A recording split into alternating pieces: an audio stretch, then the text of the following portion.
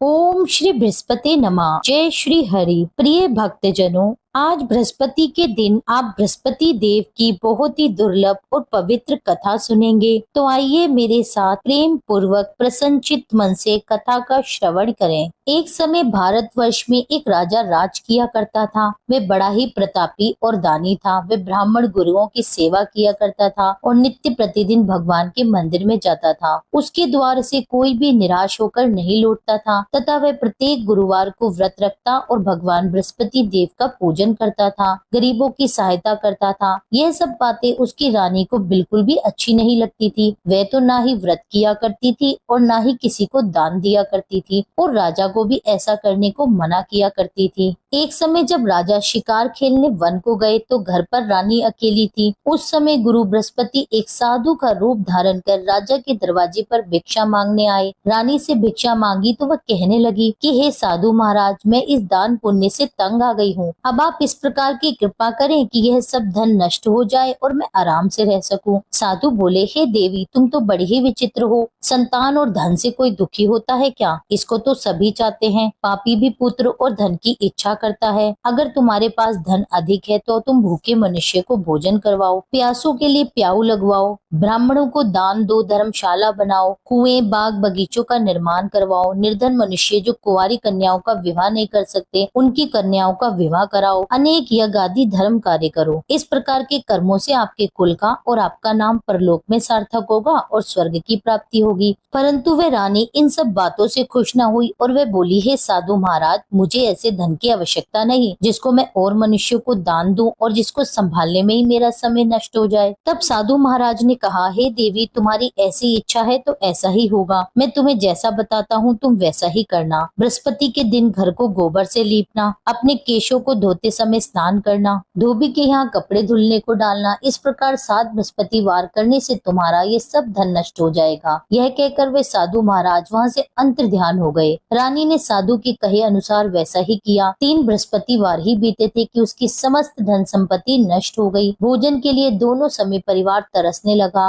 तब राजा रानी से कहने लगा, हे रानी, तुम यहीं रहो, मैं दूसरे देश को जाऊं, क्योंकि यहाँ पर मुझे सभी मनुष्य जानते हैं, इसलिए कोई ऐसा कार्य भी नहीं कर सकता। देश चोरी परदेश भिक्षा बराबर है। ऐसा कहकर राजा प्रदेश चला गया। वह जंगल में जाता और लकड़ी काट कर लाता और शहर में बेचता। इस तरह जीवन व्यतीत करने लगा। इधर राजा के बिन रानी दुखी रहने लगी। किसी दिन भोजन मिलता तो किसी दिन जल पीकर रह जाती। एक समय रानी और दासी को 7 दिन बिना भोजन के व्यतीत हो गए तो रानी ने अपनी दासी से कहा, हे दासी, यहाँ पास के ही नगर में मेरी बहन रहती है, वे बड़ी ही धनवान है, तू उसके पास जा और वहाँ से 5 सेर भेजर मांग कर ले आ, जिससे कुछ समय के लिए गुजर बसर हो जाएगी। इस प्रकार रानी की आज्ञा मानकर दासी रानी की बहन के पास गई तो रानी की बहन उस समय पूजन कर रही थी, क्योंकि उस रोज बृहस्पतिवार का दिन था। जब दासी ने रानी की बहन को देखा तब उससे बोली, हे रानी, मुझे तुम्हारी बहन ने भेजा है, मुझे 5 सेर भेजर दे दो। इस प्रकार दासी ने अनेक बार कहा, परंतु रानी ने उत्तर नहीं दिया, क्योंकि वह उस समय बृहस्पतिवार की पूजा और व्रत कथा कर रही थी। इस प्रकार जब दासी को किसी प्रकार का उत्तर नहीं मिला तो वह बहुत दुखी होकर अपने गांव को लौट आई और रानी से आकर बोली, हे रानी, आपकी बहन बहुत ही धनी स्त्री है, वे तो छोटे लोगों से बात नहीं करती। मैंने उनसे कहा तो उन्होंने कोई मुझे उत्तर नहीं दिया, मैं वापस चली आई। रानी बोली, हे दासी, इसमें तुम्हारा कोई दोष नहीं है। जब बुरे दिन आते हैं तो कोई सहारा नहीं देता। अच्छे बुरे का पता विपत्ति में ही लगता है। जो ईश्वर की इच्छा होगी वही होगा। यह सब हमारे भाग्य का ही दोष है। इधर उस रानी की बहन ने सोचा कि मेरी बहन की दासी आई थी, परंतु मैं तो उससे बोली नहीं, वह बहुत दुखी हुई होगी। यह सोच कथा को सुन विष्णु भगवान का पूजन समाप्त कर वे रानी अपनी बहन के घर चल दी और बहन से कहने लगी, मैं बृहस्पतिवार का पूजन कर रही थी जब तुम्हारी दासी आई थी, परंतु जब तक कथा होती है तब तक उठते नहीं है और ना ही बोलते हैं। रानी बोली, हे बहन, हमारे घर अनाज नहीं था, वैसे तुमसे कोई बात छिपी नहीं है, इस कारण मैंने दासी को तुम्हारे यहाँ 5 सेर भेजर के लिए भेजा था। रानी की बहन बोली, बृहस्पति भगवान सबकी मनोकामना पूरी करते हैं, देखो शायद तुम्हारे घर में भी अनाज रखा हो। इस प्रकार का वचन जब रानी ने सुना तो घर के अंदर गई और वहाँ उसे एक घड़ा भेजर का भरा मिला। तब वह रानी और बांदी बहुत खुश हुई। दासी कहने लगी, हे रानी, देखो, वैसे हमको जब भोजन नहीं मिलता तो हम रोज ही व्रत करते हैं, तो इनसे हम व्रत की विधि और कथा पूछ लेते हैं, हम उसी के अनुसार किया करेंगे। तब रानी ने अपनी बहन से पूछा, हे बहन, बृहस्पतिवार के व्रत के क्या नियम हैं? तब रानी की बहन बोली, बृहस्पतिवार के व्रत में चने की दाल और मुनक्का से विष्णु भगवान का केले की जड़ में पूजन करें तथा दीपक जलावे, पीला भोजन करें और कथा सुने। इस प्रकार करने से गुरु भगवान प्रसन्न होते हैं, अन्न धन पुत्र देते हैं, मनोकामना पूर्ण करते हैं। इस प्रकार रानी और दासी दोनों ने निश्चय किया और बृहस्पति भगवान का पूजन करने लगे। 7 रोज बाद जब बृहस्पतिवार आया तो उन्होंने व्रत रखा, गुड़साल में जाकर चना और गुड़ बीन लाई तथा उसकी दाल से केले की जड़ का तथा भगवान विष्णु का पूजन किया। अब भोजन पीला कहाँ से आए? दोनों बड़ी ही दुखी हुई, परंतु उन्होंने व्रत किया था, इस कारण गुरु भगवान अत्यंत प्रसन्न थे। 2 थालों में सुंदर पीला भोजन लेकर आए और दासी को देकर बोले, हे दासी, ये तुम्हारे और तुम्हारी रानी के लिए भोजन है, तुम दोनों भोजन कर लेना। दासी भोजन पाकर बड़ी ही प्रसन्न हुई और रानी से बोली, चलो रानी जी भोजन कर लो। रानी को इस विषय में कुछ नहीं पता था, इसलिए वे दासी से बोली, तू ही भोजन कर, क्योंकि तू हमारी व्यर्थ में हंसी उड़ाती है। दासी बोली कि एक महात्मा भोजन दे गए हैं। रानी कहने लगी, वे भोजन तेरे लिए ही दे गया है, तू ही भोजन कर। दासी ने कहा, वे महात्मा हम दोनों के लिए 2 थाली में भोजन दे गए हैं, इसलिए हम और तुम दोनों ही साथ साथ भोजन करेंगे। इस प्रकार रानी और दासी दोनों ने गुरु भगवान को नमस्कार कर भोजन प्रारंभ किया। अब वे प्रत्येक बृहस्पति को गुरु भगवान का व्रत और विष्णु भगवान का पूजन करने लगी। बृहस्पति भगवान की कृपा से रानी और दासी के पास बहुत सा धन हो गया। रानी इसी प्रकार आलस्य करने लगी। तब दासी बोली, देखो रानी, तुम पहले इस प्रकार आलस करती थी और तुम्हें धन रखने में कष्ट होता था, इस कारण सभी धन नष्ट हो गया। अब गुरु भगवान की कृपा से धन मिला है, हमें दान पुण्य करना चाहिए। दान में भूखे मनुष्यों को भोजन कराना चाहिए, प्याऊ लगवानी चाहिए, ब्राह्मणों को दान देना चाहिए, मंदिर का निर्माण और पाठशाला बनवानी चाहिए, कुंवारी कन्याओं का विवाह करना चाहिए, जिससे तुम्हारे कुल का यश बढ़े, स्वर्ग प्राप्त और पितृ प्रसन्न हो। तब रानी ने ये कर्म करने प्रारंभ कर दिए तो काफी यश फैलने लगा। एक दिन रानी और दासी विचार करने लगी कि ना जाने हमारे राजा किस दशा में होंगे, उनकी कोई खोज खबर नहीं आई। गुरु भगवान से उन्होंने प्रार्थना की तो एक दिन भगवान ने रात्रि में राजा को स्वप्न में कहा, हे राजन, उठ, तेरी पत्नी तुझे याद करती है, अपने देश को चला जा। राजा प्रातःकाल उठा और विचार करने लगा, स्त्री खाने और पहनने की ही साथी होती है, पर भगवान की आज्ञा मानकर वह अपने नगर के लिए चलने को तैयार हुआ। इससे पूर्व जब राजा प्रदेश चला गया था तो प्रदेश में दुखी रहने लगा था। प्रतिदिन जंगल में से लकड़ी बीन कर लाता और उन्हें शहर में बेचकर अपने दुखी जीवन को बड़ी कठिनता से व्यतीत करता था। एक दिन राजा दुखी हो अपनी पुरानी बात को याद करके रोने लगा। तब उस जंगल में बृहस्पति देव एक साधु का रूप धरकर आए और राजा के पास आकर बोले, हे लकड़हारे, तुम इस सुनसान जंगल में किस चिंता में बैठे हो, मुझे बतलाओ। ये सुनकर राजा के नेत्रों में जल भर आया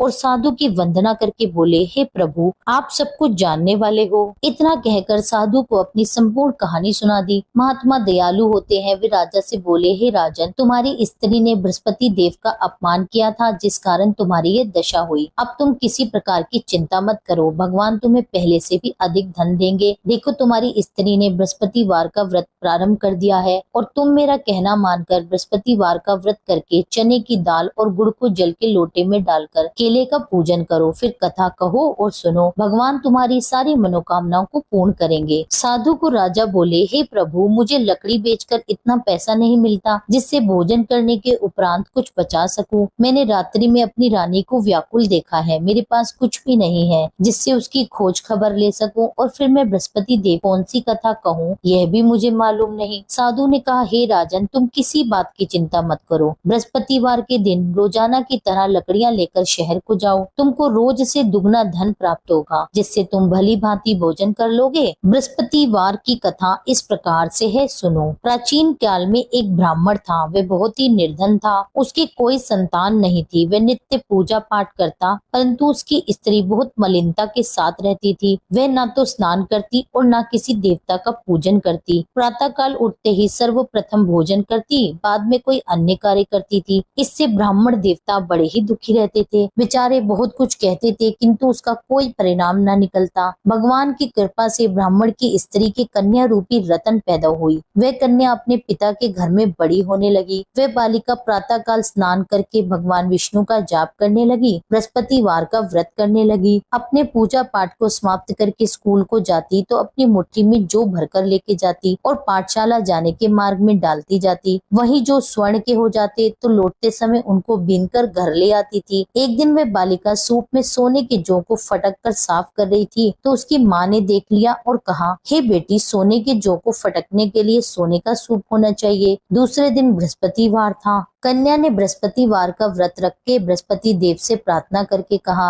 हे प्रभु, यदि मैंने आपकी पूजा सच्चे मन से की हो तो मेरे लिए सोने का सूप दे दो। बृहस्पति देव ने उसकी प्रार्थना स्वीकार कर ली। रोजाना की तरह वह कन्या जौ फैलाती हुई स्कूल को गई और जब लौटकर जौ बीन रही थी तो बृहस्पति देव की कृपा से रास्ते में सोने का सूप मिला। उसे वह घर ले आई और उससे जौ साफ करने लगी, परंतु उसकी माँ का वही ढंग रहा। एक दिन की बात है, वह कन्या सोने के सूप से जौ साफ कर रही थी। उस समय उस शहर का राजपुत्र वहां से होकर निकला। इस कन्या के रूप और कार्य को देखकर मोहित हो गया और अपने घर आकर भोजन और जल का त्याग कर उदास हो गया। राजा को जब इस बात का पता लगा तो उन्होंने मंत्रियों के साथ अपने पुत्र के पास गए और बोले, हे पुत्र, तुम्हें किसी प्रकार का कष्ट है? किसी ने तुम्हारा अपमान किया है अथवा कोई और कारण है तो मुझसे कहो, मैं तुम्हारी प्रसन्नता के लिए वही कार्य करूंगा। राजकुमार ने अपने पिता की बातें सुनी और पिता से बोला, हे पिताजी, आपकी कृपा से मुझे किसी बात का दुख नहीं है और ना ही किसी ने मेरा अपमान किया है, परंतु एक लड़की के साथ मैं विवाह करना चाहता हूँ जो सोने के सूप में जौ साफ कर रही थी। ये सुन राजा बड़ा ही आश्चर्य में पड़ गया और बोला, हे पुत्र, इस तरह की कन्या का पता तुम ही लगाओ, मैं उसके साथ तुम्हारा विवाह अवश्य करवा दूंगा। राजकुमार ने अपने पिता के वचन सुनने के पश्चात उस लड़की के घर का पता बतलाया। राजकुमार के बताए पते के अनुसार मंत्री उस लड़की के घर गए और ब्राह्मण कन्या का विवाह राजकुमार के साथ संपन्न हो गया। कन्या के घर से जाते ही पहले की भांति उस ब्राह्मण देवता के घर में गरीबी का निवास हो गया। अब भोजन के लिए अन्न भी बड़ी मुश्किल से मिलता था। एक दिन दुखी होकर ब्राह्मण देवता अपनी पुत्री के पास आए। बेटी ने पिता को दुखी देखकर अपनी माँ का समाचार पूछा। तब ब्राह्मण ने सभी हाल कह सुनाया। कन्या ने बहुत सा धन देकर अपने पिता को विदा कर दिया। इस तरह ब्राह्मण का कुछ समय सुख पूर्वक व्यतीत हुआ। कुछ दिन बाद फिर से वही हालात हो गए। ब्राह्मण फिर अपनी कन्या के यहाँ आया और सभी हाल कह सुनाया। लड़की बोली, हे पिताजी, आप माताजी को यहाँ लेकर आइए, मैं उन्हें वह विधि बताऊंगी जिससे आपकी गरीबी दूर हो जाएगी। वह ब्राह्मण देवता अपनी स्त्री को साथ लेकर बेटी के घर पहुंचा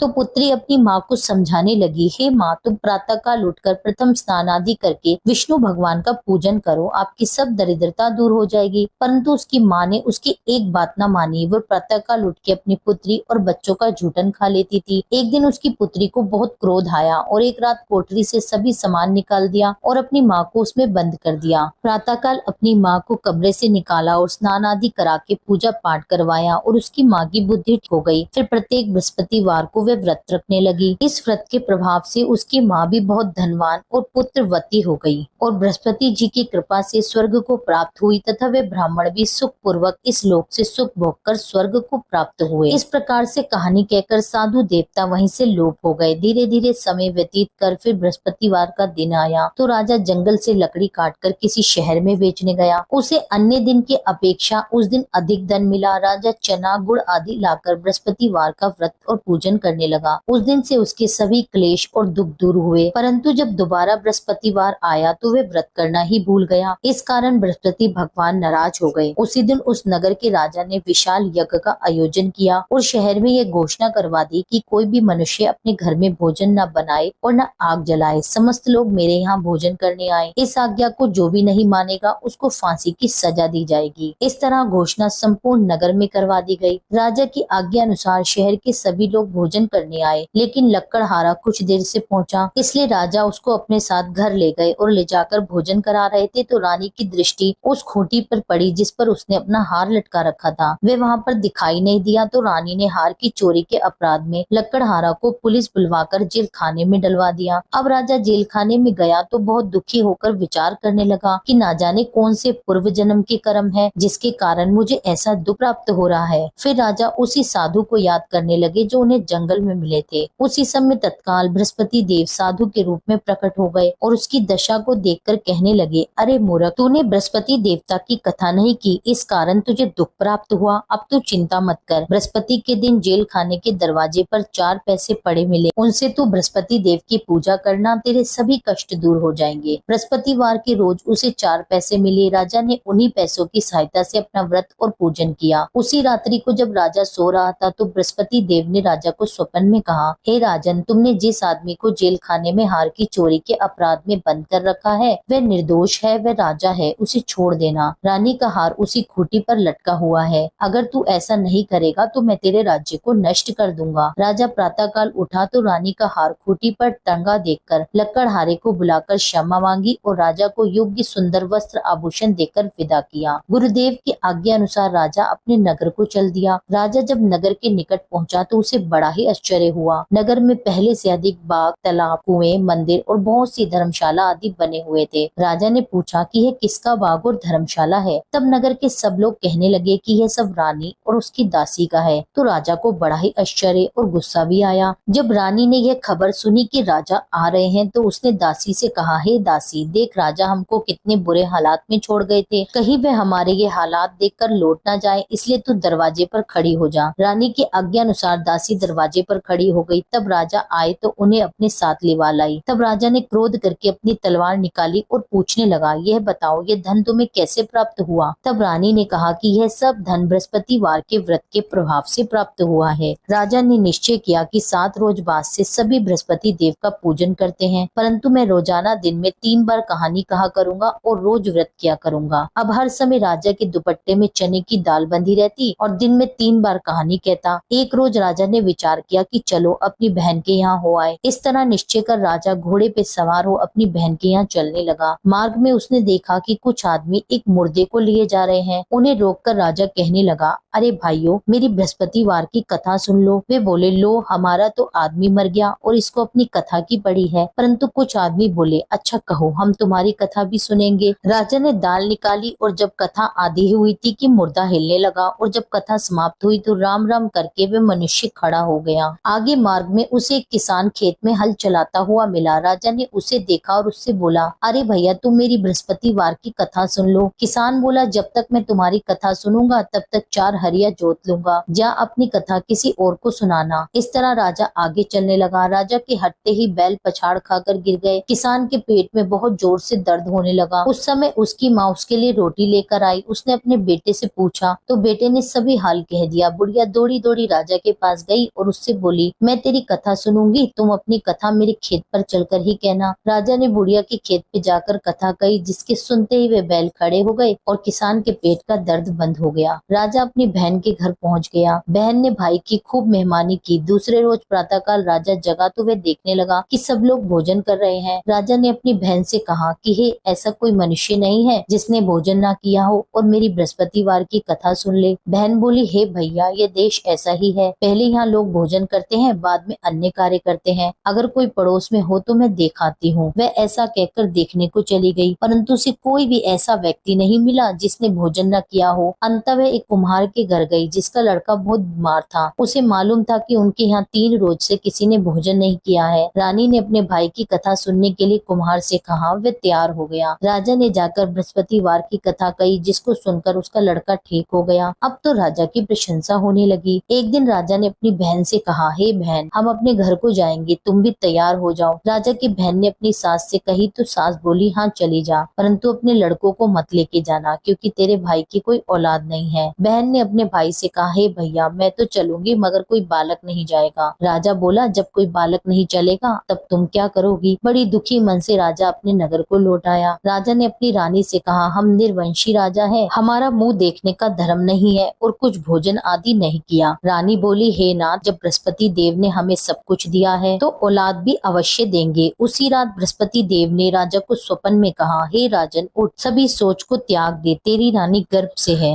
यह बात सुनकर राजा को बड़ी ही खुशी हुई। 9वें महीने में रानी के गर्भ से एक सुंदर पुत्र प्राप्त हुआ। तब राजा बोला, हे रानी, स्त्री बिना भोजन के रह सकती है, बिना कहे रह सकती है। जब मेरी बहन आवे तो मुझसे कुछ मत कहना। रानी ने सुनकर हाँ कर दिया। जब राजा की बहन ने शुभ समाचार सुना तो वह बहुत खुश हुई और बधाई बधाई लेकर अपने भाई के घर आई। तब रानी ने कहा, घोड़ा चढ़कर तो नहीं आई, गधा चढ़ी आई। राजा की बहन बोली, भाभी मैं इस प्रकार ना कहती तो तुम्हें औलाद कैसे मिलती। बृहस्पति देव ऐसे ही हैं, जैसी जिसकी मन में कामनाएं हैं सभी को ही पूर्ण करते हैं। जो सद्भावना पूर्वक बृहस्पतिवार का व्रत करता है एवं कथा पढ़ता है अथवा सुनता है और दूसरों को सुनाता है, बृहस्पति देव उसकी सभी मनोकामनाएं पूर्ण करते हैं। भगवान बृहस्पति देव उनकी सदैव रक्षा करते हैं। संसार में जो भगवान बृहस्पति जी का पूजन व्रत सच्चे हृदय से करता है उसकी समस्त मनोकामनाएं पूर्ण करते हैं। जैसी सच्ची भावना से रानी और राजा ने बृहस्पति देव की कथा का गुणगान किया तो उनकी सभी इच्छाएं बृहस्पति देव जी ने पूरी की। इसलिए सबको कथा सुनने के बाद प्रसाद लेकर जाना चाहिए। हृदय से उनका मनन करते हुए जयकारा बोलना चाहिए। बोलिए बृहस्पति देव की जय, भगवान विष्णु की जय। आइए बृहस्पति देव जी की आरती करते हैं। जय बृहस्पति देवा, ओम जय बृहस्पति देवा। छिन छिन भोग लगाऊं कदली फल मेवा। ओम जय बृहस्पति देवा, तुम पूर्ण परमात्मा, तुम अंतर्यामी, जगत पिता जगदीश्वर, तुम सबके स्वामी। ओम जय बृहस्पति देवा, चरना अमृत निज निर्मल, सब पातक हरता, सकल मनोरथ दायक, कृपा करो भरता। ओम जय बृहस्पति देवा, तन मन धन अर्पण कर, जो जन शरण पड़े, प्रभु प्रकट तब होकर, आकर द्वार खड़े। ओम जय बृहस्पति देवा, दीन दयाल दयानिधि, भक्तन हितकारी, पाप दोष सब हरता, भव बंधन हारी। ओम जय बृहस्पति देवा, सकल मनोरथ दायक, सब संशय तारी, विषय विकार मिटाऊ, संतन सुखकारी। ओम जय बृहस्पति देवा, जो कोई आरती तेरी प्रेम सहित गावे, ज्येष्ठानंद आनंद कर सो निश्चय पावे। जय बृहस्पति देवा, ओम जय बृहस्पति देवा, स्वामी जय बृहस्पति देवा। प्रेम से बोलिए बृहस्पति भगवान की जय, विष्णु भगवान की जय। यह थी आज की कथा और भगवान बृहस्पति देव की आरती। अगर आपको कथा और आरती पसंद आई हो तो चैनल को सब्सक्राइब कर लीजिए। वीडियो को लाइक करके वीडियो को ज्यादा से ज्यादा शेयर करें। कमेंट में लिख दीजिए भगवान विष्णु की जय, भगवान बृहस्पति देव की जय। मेरी वीडियो में अंत तक बने रहने के लिए आप सबका बहुत बहुत धन्यवाद। मिलती हूँ आपसे एक अगली वीडियो में। जब तक के लिए जय श्री राधे।